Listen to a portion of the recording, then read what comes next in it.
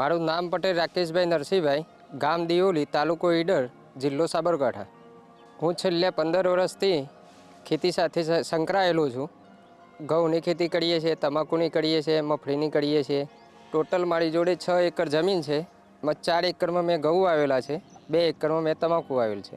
હું છેલ્લા 2 વર્ષ અગાઉ એટલે 13 વર્ષ સુધી મેં રાસાયણિક ખાતરનો જ ઉપયોગ કરેલો હતો। 2 વર્ષથી હું કુશ ઇન્ડિયા સાથે જોડાયેલો છું અને બ્લેક કાર્બન હું વાપરું છું।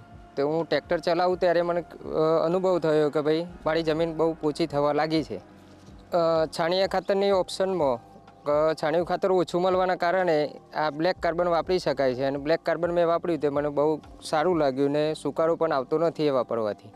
4 એકરની અંદર હું પહેલાં રાસાયણિક ખાતર જે વાપરતો અને બ્લેક કાર્બન જે હવે વાપરું છું એમાં મને 4-1 હજાર રૂપિયાનો ફાયદો થયેલ છે। પહેલાં કરતાં રાસાયણિક ખાતર વાપરતા અને બ્લેક કાર્બન વાપરવાથી ઘઉંની ઊંબીમાં પણ લંબાઈ પણ મળી છે અને ઘઉં ભરાવદાર પણ રહે છે અને ક્વોલિટી પણ સારી એવી મળી છે।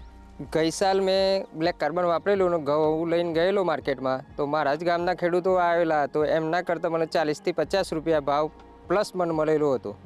હું મારા ખેડૂત મિત્રોને એવું કહેવા માગું છું કે ભાઈ રાસાયણિક ખાતર વાપરવાથી આપણી જમીન પણ કડક થાય છે, ઉત્પાદનમાં પણ ઘટાડો આવે છે, સ્વાસ્થ્યમાં પણ બીમારી રહે છે અને કુશ ઇન્ડિયાનું બ્લેક કાર્બન વાપરવાથી સ્વાસ્થ્યમાં પણ સુધારો રહેશે, ઉત્પાદન સારું મળે છે અને એ જ વાપરવું જોઈએ તો આગળના છોકરાઓનું ભવિષ્ય પણ સારું એવું આપણને જળવાઈ રહે।